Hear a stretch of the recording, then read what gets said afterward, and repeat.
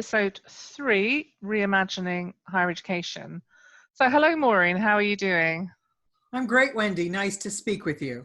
Good to speak with you. And I'm just interested to reconnect and think about, if we were in our previous roles now as university president and vice president student affairs, what do you think we'd be saying about the size and shape of higher education as we're thinking about the disruption that's being caused by COVID-19? For me, it's actually an existential threat for global higher education, and I think we're going to see long-term implications for teaching and learning, for research, innovation, for service, and actually across the whole student experience.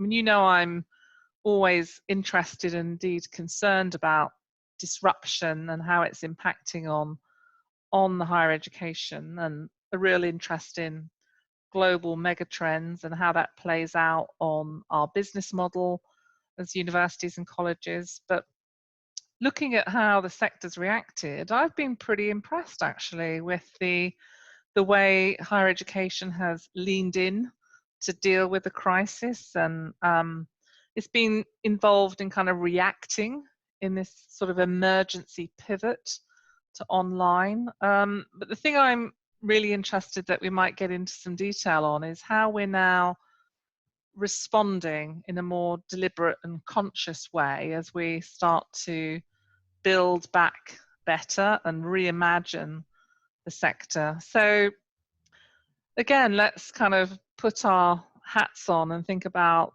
if I was sitting here as university president and you're sitting there as vice president student life, what would be on our agenda today? Well, I think, Wendy, the immediate reactions are going to focus on financial, and so many institutions will be looking at how do we survive this, because there will be exceptional levels of costs in some areas and exceptional levels of losses in revenue. And so I think that means some layoffs for institutions of staff and perhaps faculty, and some furloughs as well, if not going to the severe point of a layoff, in order to balance a budget. And as you know very well, this is a morale issue for faculty and staff, and in fact, students who would miss a particularly favorite faculty member or staff person. And that has such a domino effect in terms of the ambiance of a community. And so I think the first question that colleges and universities are looking at is, given the financial challenges, are they charging the same tuition when they are not providing students with the same experience? You hear discussions now of students who've chosen not to return to a residential college because they don't think that going to a place and not having the same robust, full-throated experience is of the same financial value for money equations. And so looking at what institutions are doing about full tuition charge or no full tuition charge is a question. And then students that are going to expensive public colleges, as well as students in private colleges, are they getting the same kind of socialization or personalized treatment and that kind of one-on-one connection that is normal, if we can use that word, in an in-person experience on campus prior to COVID-19? There are families and students discussing with their families decisions being made that college may not be worth the price that's being charged today if it's simply online or on campus and online. Yeah, I mean, I agree. I think this is a challenge that's unprecedented in our lifetime, and alongside that humanitarian crisis, it's very much an economic crisis that's reshaping our world in real time, and it is affecting the sustainability of the higher education sector. It's revealing the fragilities, it's highlighting issues of equity in our system. And actually, as a sector, we entered this threatening period on many weak notes. And I think this is both a crisis, but always there's opportunity here as we start to reimagine this next normal for the sector. And I think higher education needs to be, as you say, made more affordable. It needs to be more accessible and more efficient, and probably also more collaborative. We can't just increase tuition to dig ourselves out of a financial hole. That's what the sector did back in 2008. After that recession, tuition fees rose each year. And I think they've gone up, 40% or more over the last 10 years. And this is not an option now for higher educations to bridge this funding gap after COVID-19. Not least that the impact, as you mentioned, on family income and employment levels, and the whole societal concern around student debt. I'm astonished that it's nearly $2 trillion in the US. So this is an area where, that real sense of how we create value and how we price that value in the higher education marketplace. But one thing that has concerned me for a number of years now is the administrative hiring and the spend on staffing in that area in particular, outpacing faculty hiring. And I can only hope that in those furloughs and layoffs you mentioned, that this is an opportunity for higher education to reduce bureaucracy and focus on value creating faculty, value creating staff, and investing in that student experience, and also in the digital strategy. That's something that's really come to the fore over this period. I agree, Wendy. I also think, just to touch on one point that you made, when you talked about the increasing costs, one of the challenges that presents because of it being now in a COVID environment, we have never recovered from the contributions to public institutions from 2008, prior to the Great Recession. States used to fund public institutions at a much higher percentage of an institution's budget. And in some states across the US, there has been a consistent refusal to reinvest in higher education. For example, I can think of one state off the top of my head, New Hampshire, that used to have 47% of the state college and state university budgets made up of public funds. And now it's at about 7%. And so that loss of 40% of revenue from the state has never been regained.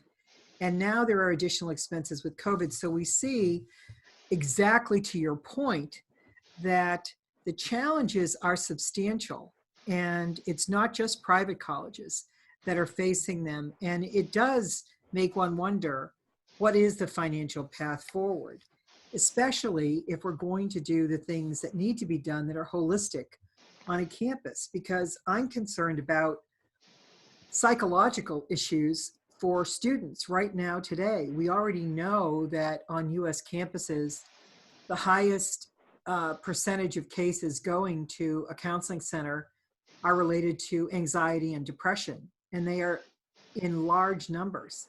And if you add the psychological concerns the fear, anxiety, and trauma from COVID-19, how is a student getting access to that kind of support if it's an online student now that used to be on campus, if it's a student on campus, but perhaps the services are reduced even in an in-person environment because some colleges are going that route given the furloughs and cuts we mentioned.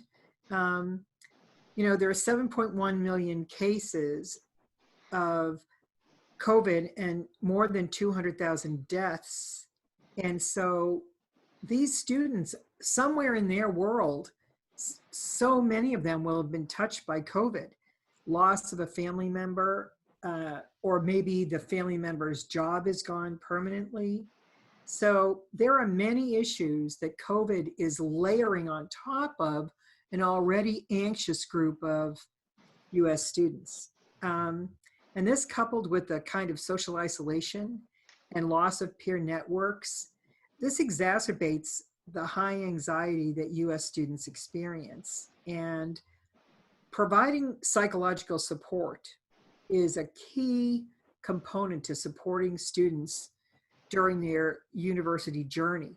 And currently, many of these offices are underfunded or understaffed. And we know that they have very long waiting lists. We know that there are some situations that a student that needs to see a counselor, psychological counselor on campus, could wait more than a week, maybe more than 2 in extreme cases, which means that we haven't invested there in the way we should. And COVID is, as you say, shining a light on that problem and showing that not only is it underfunded already, but with COVID, it may be considerably underfunded and needs to be addressed. And then, and how do you do that? Making sure that you reach online students, not just those who chose to come back to campus. And lastly, in this whole idea of the whole person concept that I know you're very committed to as well, how are the developmental needs being met of first-year students? Because so many of the first-year student experience is socialization, of meeting and greeting and engaging with other students at the institution that creates a bond between students and between the institution and the student. And so those are not going to happen this year in the same way they have in the past. And so there will have to be substantial efforts by student affairs staff in all departments to make sure these students are included in meaningful connections outside a virtual classroom and figuring out ways to weave students into the fabric of the institution, even though they may only be connected by an electronic digital connection. I agree, and I think those figures that you were sharing there about cases and deaths, you know, relate to the US. I mean, if we look globally, Correct. we're looking at over, well, nearly 35 million cases and 1 million deaths. So you know, given the sense of the global higher education sector, you know, this is really very challenging. And I think, you know, to your point about how we, you know, recreate this sense of community and campus as home is so important, and how we maybe decouple some of our internationalization from mobility and think about global citizenship at this time when the world is, you know, joined together in fighting this pandemic. And I think this, alongside, as we've mentioned, the kind of creating a sustainable and balanced budget and carving out, you know, new investments that we need to make urgently around digital strategy and investing in faculty development and training and stripping out inefficiencies. This really is a period where those underlying changes that have been happening in higher education have been accelerated. I mean, I heard of one institution that had been talking about whether to go online for their teaching or not for somewhere in the region of 20 years, and you know, Gosh. managed to make that pivot in a couple of weeks. So, you know, there is an element here where we as higher education need to catch up. You know, the writing has been on the wall for quite a long time, and you know, I know I've said, and I'm sure you've heard me say that, you know, any crisis has deep roots. And so these accelerations of these underlying trends and these what are effectively seismic shifts in the sector mean that higher education, individual universities, individual colleges are being reshaped. But in this reimagining, I hope, you know, very sincerely, that some of the old normal, the problems that we've lived with, things that we've ignored or tolerated, some of the innovations we've introduced, I hope that they will be carried forward. I hope that some of this untapped change capacity that we've seen can be leveraged to really be far-sighted and deliberate in the way that we are going to respond to these changes. I mean, this is a period of what's been termed, you know, in the sciences as punctuated equilibrium. That this is a moment of transformation. It's a kind of awakening of the sector, and I hope that as we seek to navigate these volatile, uncertain, complex, ambiguous times, you know, these so-called VUCA conditions, that I hope with my interests around sustainability and transformation, I hope that we can use that as a lens through which we can think about how the sector can drive to be more resilient, can be less fragile, can be more equitable, and how we can become better at dealing with the uncertainty that is now our new normal.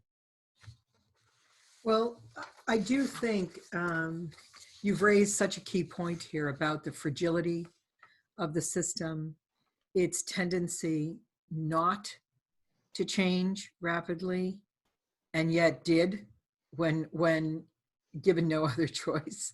Mm. And and this whole process, as you've outlined, has illuminated where we have had problems that, as you say, had deep roots. And because of that, I think that two things. I think COVID is not going to go away immediately.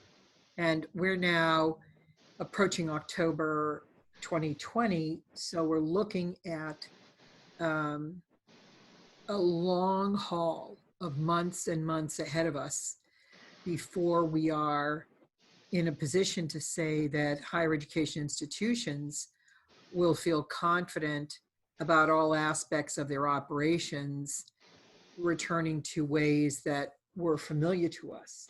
I really do see this as hanging on for a long time, but I also see that the institutions on a parallel movement track, if you will, have to look at things and not just say, okay, now that we think COVID's over, whatever day that is in the future, we can stop cleaning everything, 14 times a day and get back to the way it used to be. I don't think that's what's going to happen. I think this has exposed issues, as you gave a perfect example, an institution that wasn't prepared to go digital for teaching over 2 decades and suddenly had to. I think there are other decisions around those kinds of issues for an institution, such as how are we managing all kinds of decisions, from equity in treatment of people on campus to how we're handling the new normal. But I do think that whatever becomes the new normal is 3 to 5 years away. I don't think that we're going to, next September 2021, suddenly say, oh gosh, we're back to the familiar. I don't see that. I see this as being in some ways a reckoning. And I think both staff and faculty, as well additionally students, are going to be in a position to be looking at what happens during this very volatile transition time, because it is volatile. Every school is scrambling. There is no one source of authority telling us this is how you need to follow along. And so institutions are going to be faced with very significant legal issues where they may be sued if a faculty member, for example, became sick and it was shown that there was real negligence on the part of an institution, or if a student or their student's family sued because they felt that there hadn't been a safe enough environment for those students or others. And when we don't have a guideline to follow, and we can no longer rely on the CDC for substantive guidelines, given the fact that there are questions about who is putting up information on the CDC website these days. The question becomes, how does an institution get reputable guidelines to follow? And is that even something the sector should be taking on and sharing among itself in order to create a safe space for education for the faculty, for the students, and for the staff at an institution? And it's not just legal issues that institutions will be facing, the financials associated with that. What if some of those cases fail and an institution is held liable because they didn't handle something correctly during COVID? This is a real challenge to the sustainability of an institution. We also have to look at, how are we contracting with students any longer? Students have a contract. They have a handbook. That handbook is effectively their relationship with the institution laid out. And does that mean that this, right now, while we're reviewing this in the fall of 2020, does that mean that on every campus, deans of students are rewriting the student handbook to create a new contractual arrangement between the institution and the individual? Because there is a certain duty to care that's expected and legally obligated, obligating institutions in terms of their connections with students. And so revising websites, revising contractual obligations under COVID is another step that needs to be looked at and considered by every institution. And private colleges are going to have to look at, if they've now gone online, as so many have, and they want to keep their student body, well, what if 50% of their student body doesn't live in the same state? Are they licensed to offer higher education in other states? And what have they done to investigate the costs of licensing applications for other states where they would be providing that education, but the student is housed in another location? Lots and lots of pieces to this that are requirements that higher ed needs to be looking at when they look at online learning standards. And this also leads to the simplistic stuff that could be very complicated on a day-to-day basis and time-consuming and frankly, aggravating.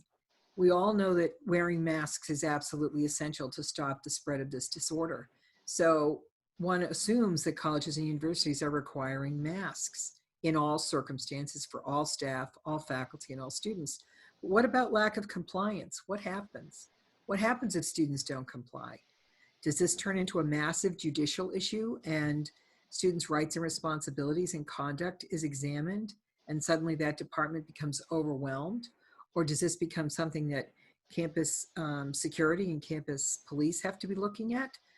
What about the staff person that refuses to cooperate, or the faculty member that doesn't wear a mask? How is this going to be addressed? Has any of this been written down?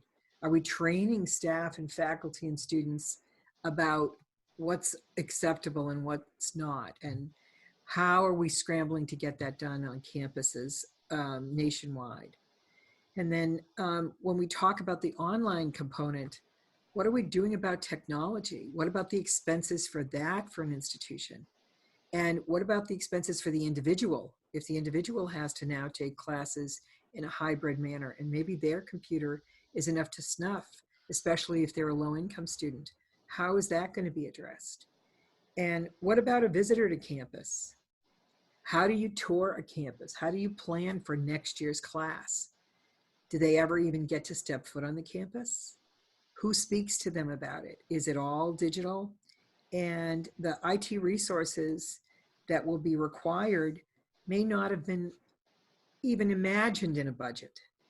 And so, and then you think about other things that go on a campus. If you're back and you're live, one of the main areas is athletics.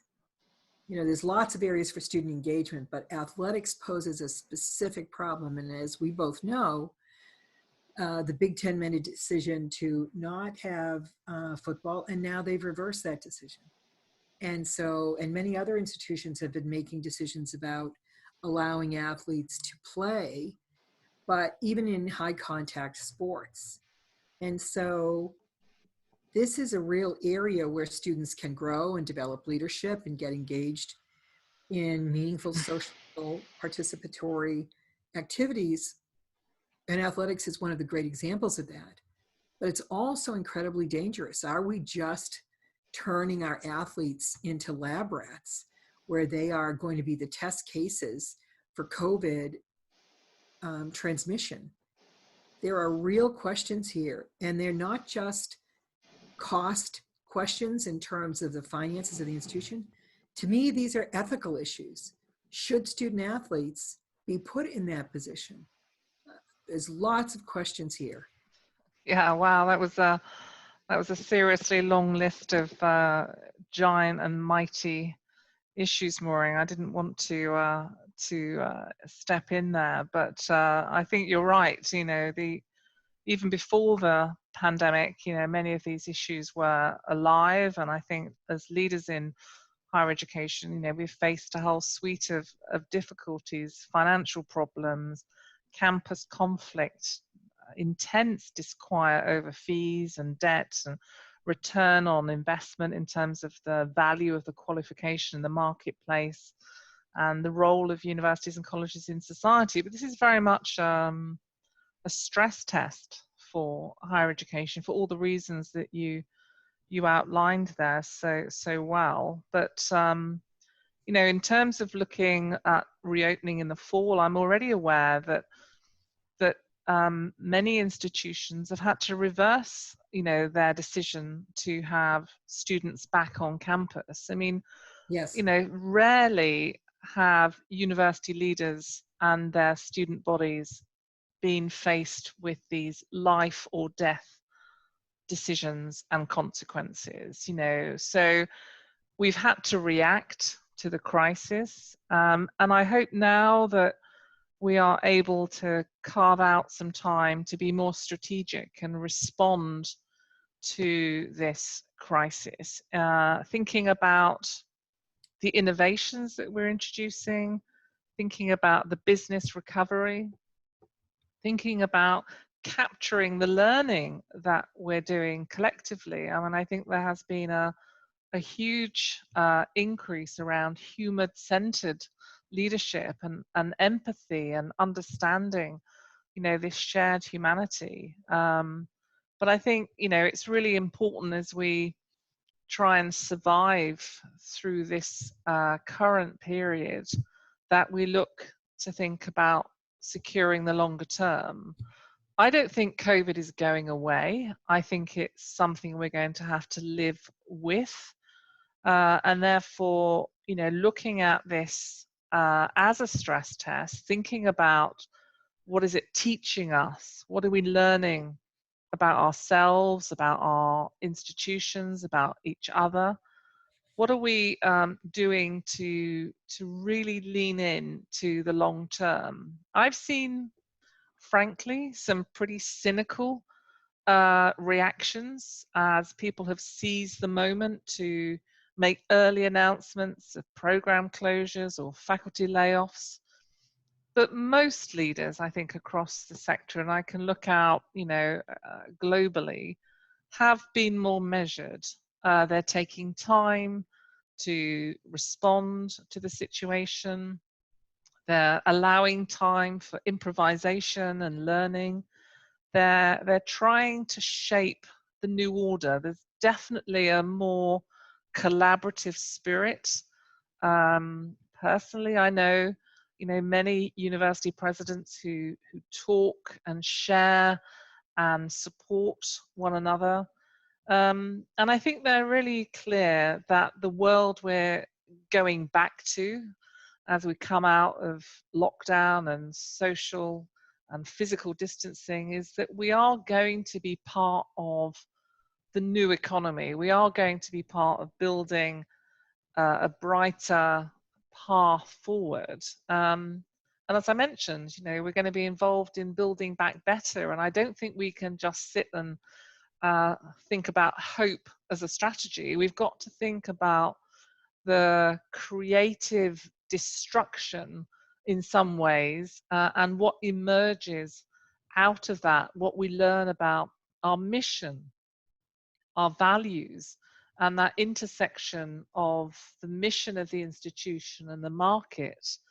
And, frankly, most higher education institutions have been there during times of crisis to support upskilling, reskilling at times of high employment so that we can be part of the recovery of this new economy, and think about how we stand with our stakeholders in our places, within our communities, supporting our students, and actually being there alongside and standing with, I think, that stakeholder community and our scholarly community. I think never has there been a more important time for higher education to lean in to be part of the solution here.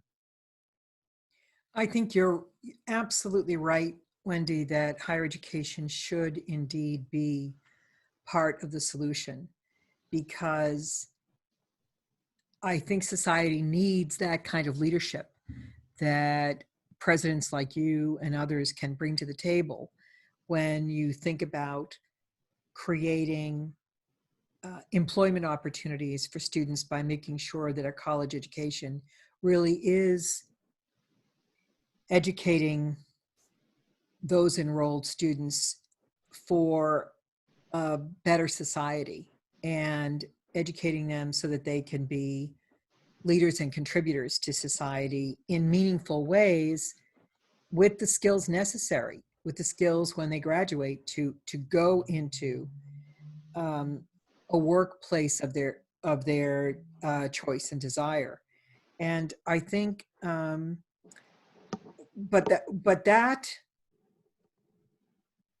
that's the ideal. And I think, as you say, we have to build back better, because some of what got revealed in this process of instantaneously having to deal with COVID-19, many universities did a great thing. They immediately sent students home. They protected their students, their faculty, and their staff by acknowledging the seriousness of this pandemic and COVID-19 threat.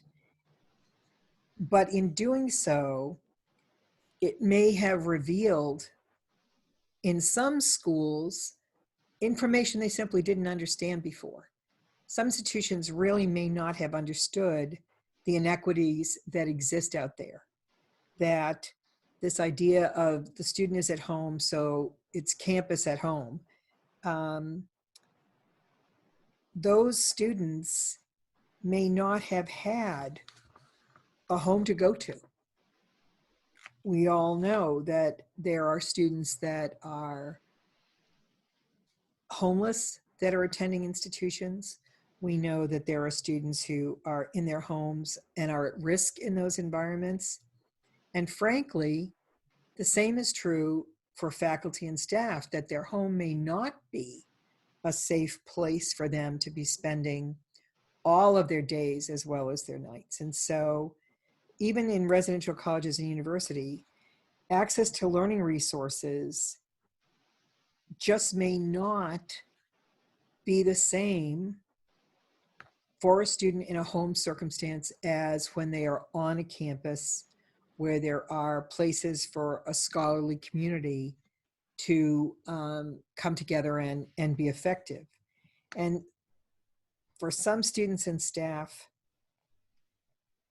it's a threatening circumstance to be in a home environment, especially if there's an abusive situation there.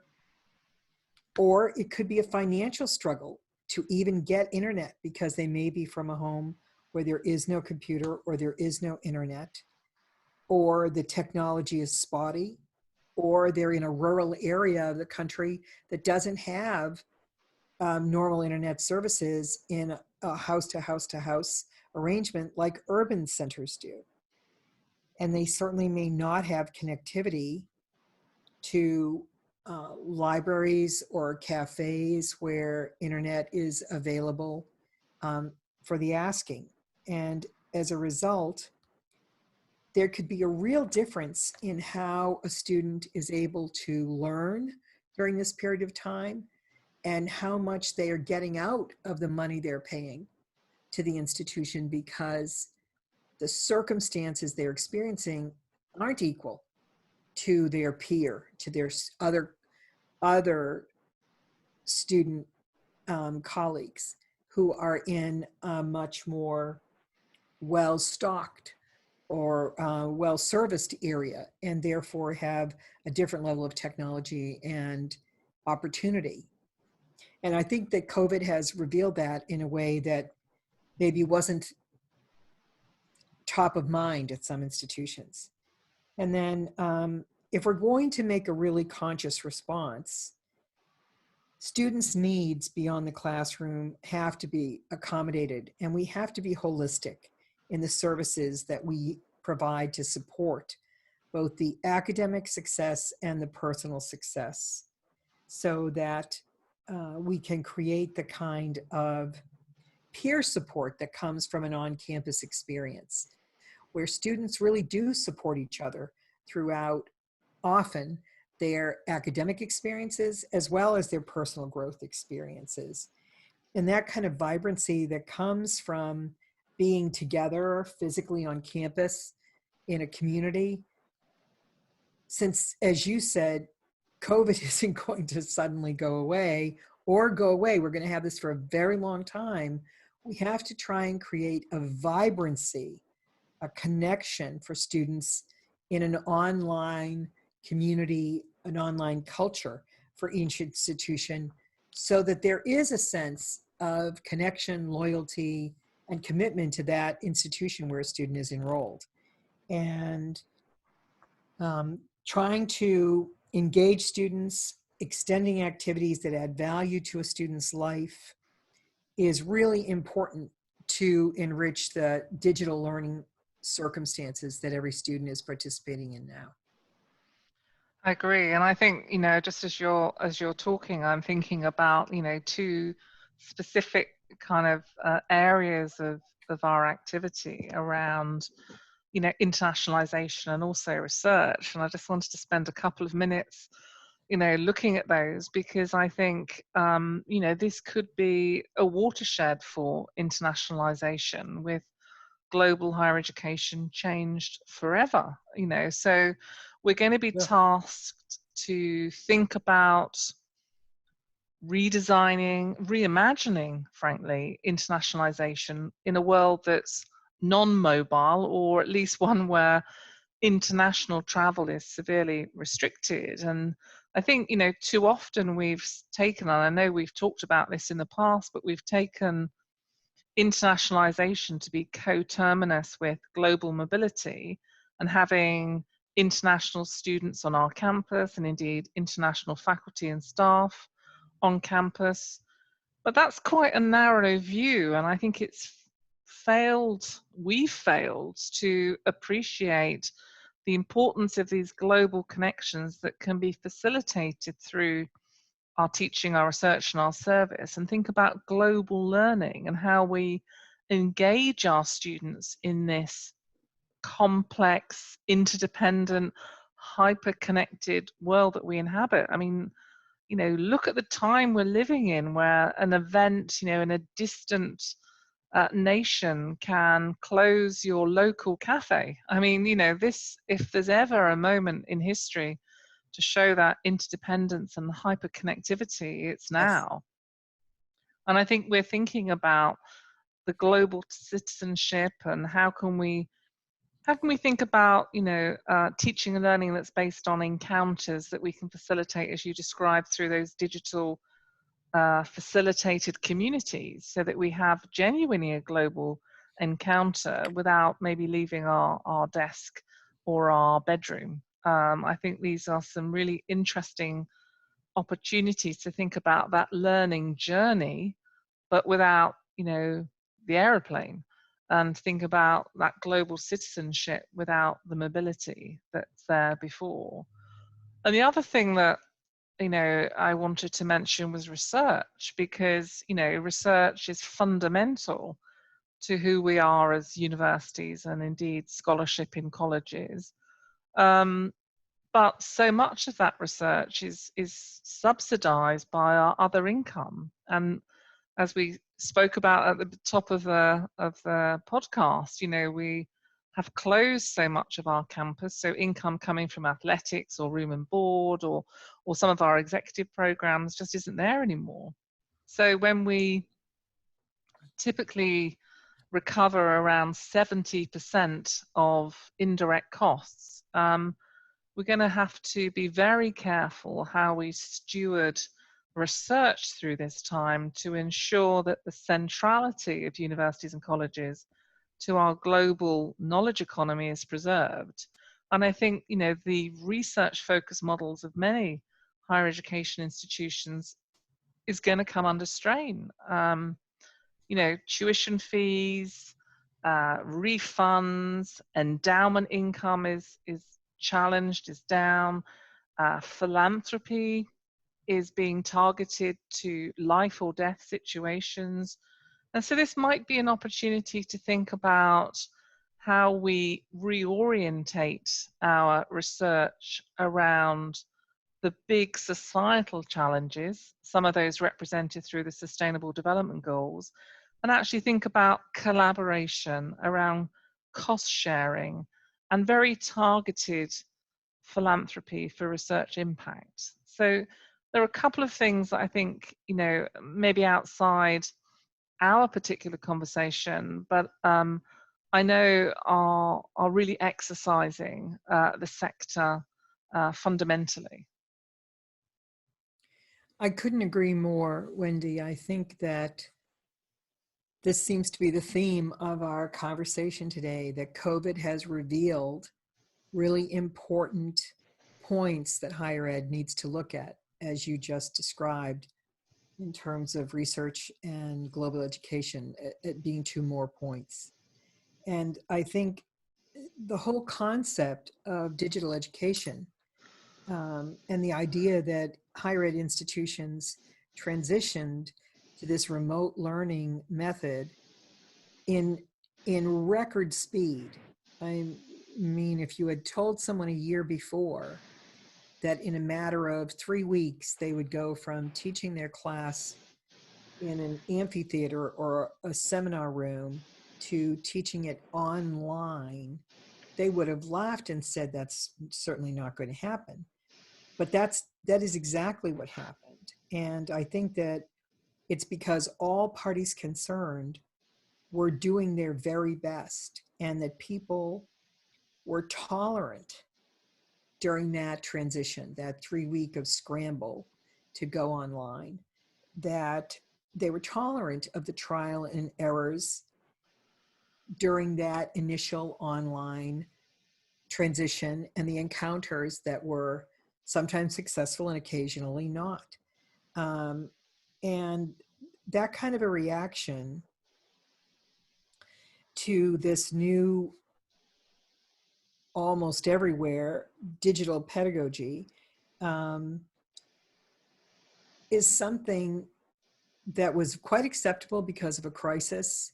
But the question is it going to be acceptable in the long run? Are institutions, faculty members, or students saying okay for now, but then they want to stop it later? That's really, to me, a very interesting question, because I think there's still a lot of uncertainty in the minds of both sides of the desk, of some faculty and of some students, about the full-throated value of digital education. And that's something that higher ed needs to be looking at. And I also think when we think about from a student learning perspective,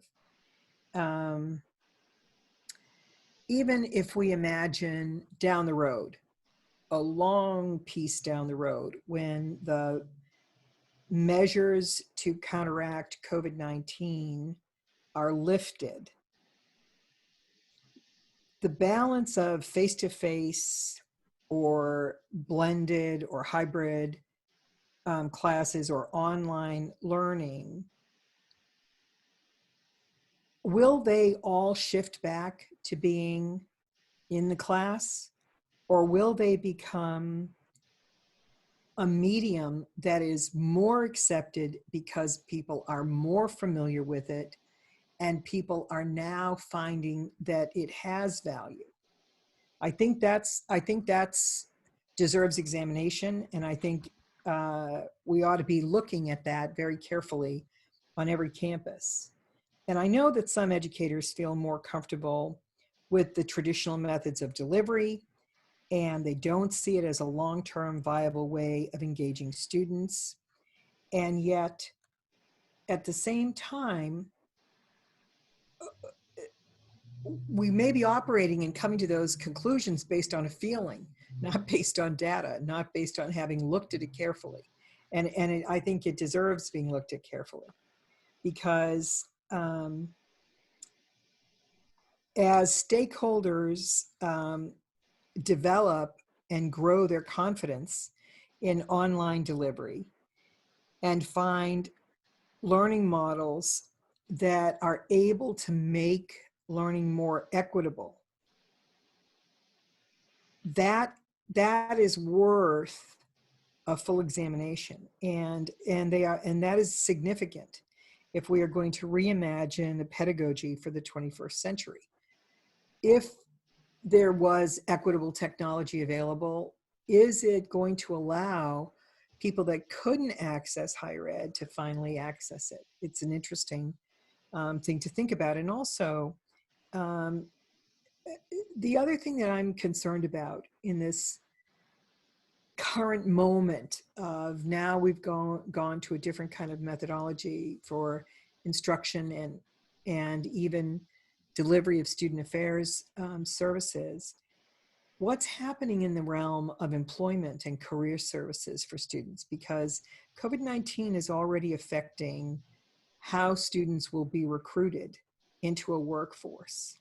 And we know that there are fewer students, graduates, if you will, that have been hired in 2020 after their graduation, because institutions that are hiring, enterprises, industry, et cetera, they are not sure exactly what's happening in their financial and business world. And so you have an impact on the student that graduates and their outcome, and the career processes and departments that work on that need to be examining, how do we help those students? How do we help them cope with this?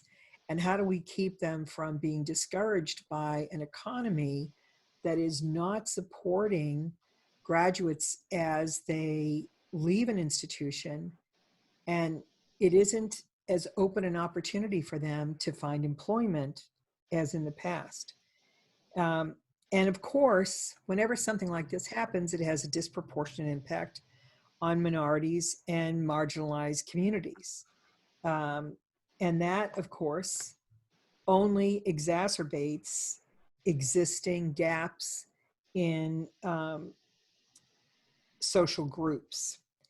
And in the short term, employers may delay or cancel graduate recruitment efforts.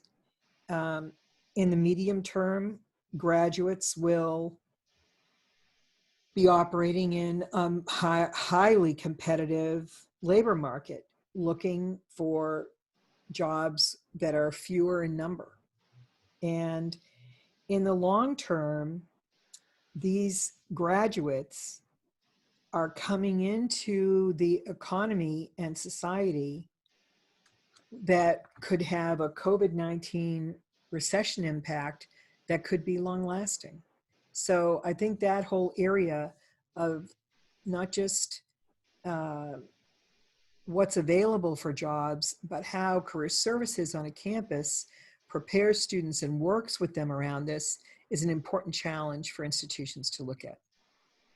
Yeah, I agree. I think these are really, really important issues that you're highlighting, and I think particularly the differential impact. But I still, I'm of the view that higher education is an enduring social good, Yes. involved in transforming lives, and it is an essential driver of equity and economic prosperity. And I think we really need to learn from the things that the pandemic has taught us about, the underlying global trends, that we've been aware of but maybe not acted upon, the social inequities that we knew about but didn't do anything about, and some that we didn't even know about. But I also think it's served, I think, in some ways to raise up the profile of the expert, of the importance of the knowledge economy. And I think it's going to give us a platform to reclaim the moral purpose of higher education.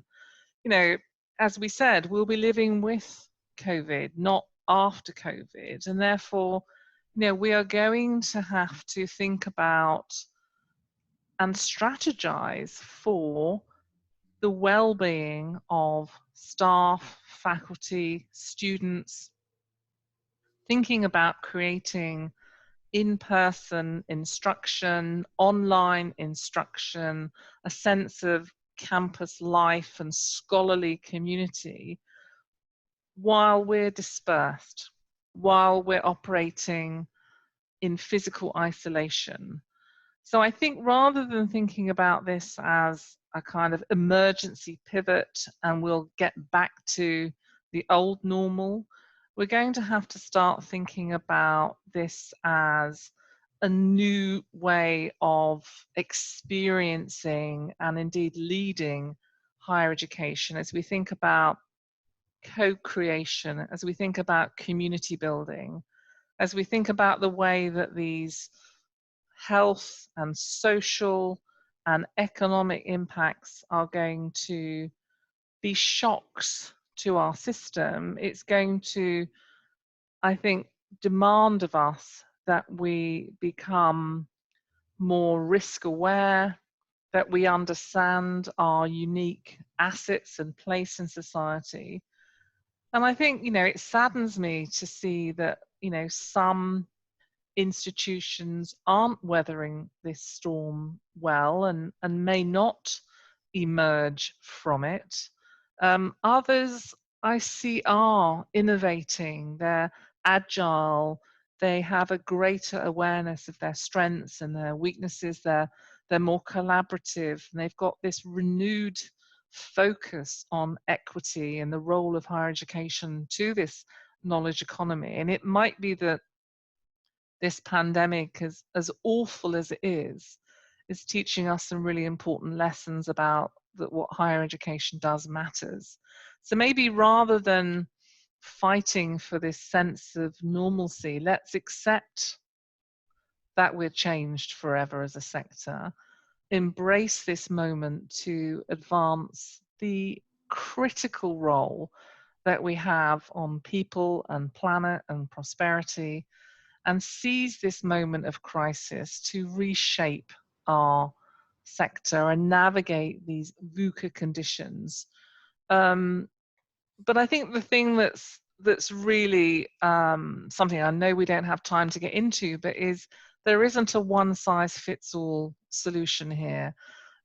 We talk about the sector, but it's not a monolithic sector. This is a sector made up of individual institutions, which are hugely diverse, and they're not all uniformly positioned to really thrive in this new world. So I think we will forge a new way of thinking about the sector, working within individual institutions. I think we will, and I hope very much that we'll embrace that kind of outcome measure of a society where no one is left behind. And I'm struck very much by our conversation that we have in many different ways described the unevenness of the student experience and the unevenness of the pandemic's impact. So I think we should really come back to talking about equity and take a deeper dive into the important subject of equity. But as always, Maureen, thank you for a good conversation, some Thank real you, Wendy. insights from our experiences in the sector. So let's talk next time maybe about equity. Agreed. Perfect topic. Wonderful. Thank you very much. We'll talk again soon. Thank you.